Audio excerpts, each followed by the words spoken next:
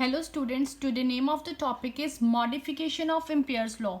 आप पिछली वीडियो में देख सकते हैं, हमने वहाँ पे एम्पियर्स लॉ पढ़ा था और एक सर्किट बनाया था कैपेसिटर और रेजिस्टेंस वगैरह लगा के। उसमें हमारी वैल्यू आई थी बी डॉट डी एल की del cross B dot D A is not equal to del cross B dot D A dash.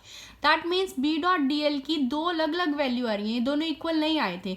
So same physical setup में बी डॉट डी एल की सेम वैल्यूज आनी चाहिए थी, but उसकी जगह हमारे पास दो डिफरेंट वैल्यूज आई।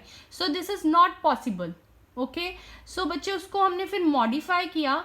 उसको मॉडिफाई करने के लिए उन्होंने बोला कि del cross B is equals to mu not J plus something, कुछ उसमें ऐड होगा। अब वो क्या क्वांटिटी है वो हम फाइंड आउट करेंगे। सो वो क्वांटिटी जो आती है वो इंट्रोड्यूस होती है due to the displacement current. Displacement current भी हम डिस्कस करेंगे कि वो होता क्या है। सो सबसे पहले हम पढ़ेंगे for varying currents. For varying currents हमने पढ़ा del dot J is equals to minus curly rho by curly T. Del dot J ये इज इक्वल्स टू के राइट साइड पे है, तो जब लेफ्ट साइड पे लेके आओगे curly rho by curly T, minus plus बन गया is equals to zero. This is your first equation. अब हमें इसमें किसकी वैल्यू चाहिए? J is the current density, curly rho by curly T. अब रो की वैल्यू चाहिए हमें। अब हमें पता है from Gauss law,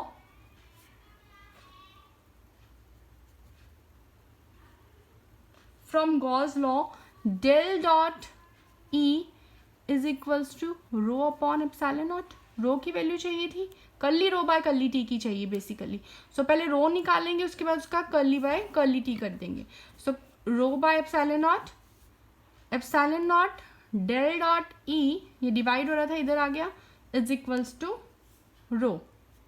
this is your second equation.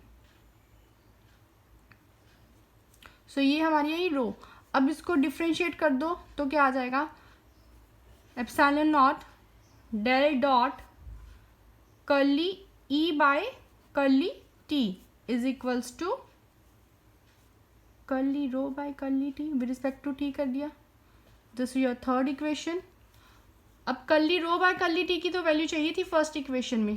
Put third in first, put third in equation first. what you will get del dot j is equals to ये इसकी value plus epsilon not del dot curly E by curly T is equals to zero. Del del दोनों में है, common निकाल लो। Del dot J plus epsilon naught curly E by curly T. बच्चे हमें पता है for varying currents del dot J is not equal to zero. Del dot J आप लिख सकते हो साथ में for varying currents del dot J is not equal to zero. अगर ये जीरो के इक्वल नहीं होता तो मैक्सवेल ने नई इक्वेशन यही मॉडिफाई किया था।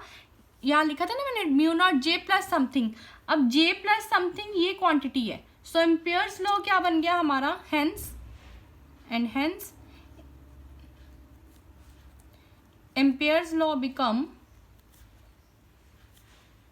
मॉडिफिकेशन ही पढ़ रहे थे तो मॉडिफाई हो गया। डेल क्रॉस बी की वैल्यू क्या थी? Mu not J plus something. So आ गया del cross B is equal to mu not J plus वो समथिंग क्वांटिटी है ये। अब ये क्या है? ये किसकी वजह से आई? Due to displacement current. अब डिस्प्लेसमेंट क्या करंट क्या होता है वो नेक्स्ट लेक्चर में डिस्कस करूंगी।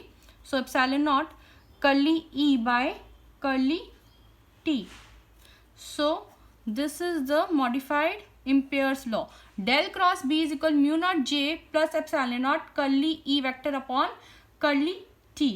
So ये modified equation आ गई Ampere's law की, और हम बोल सकते हैं कि ये जो equation है this is applicable for both varying as well as steady currents. Steady current के लिए इलेक्ट्रिक फील्ड जीरो हो जाएगा। अगर इलेक्ट्रिक फील्ड जीरो है तो curly by curly T zero. So del cross B is equals to mu not zero. So this equation is valid for both varying as well as steady currents. But steady currents में क्या होगा? Electric field की value zero. Electric field zero तो ये zero, तो आ जाएगा del cross B is equals to mu not J. So next lecture में मैं डिस्कस करूंगी व्हाट इज डिस्प्लेसमेंट करंट, कैसे वो रिलेट करते हैं। Thank you students.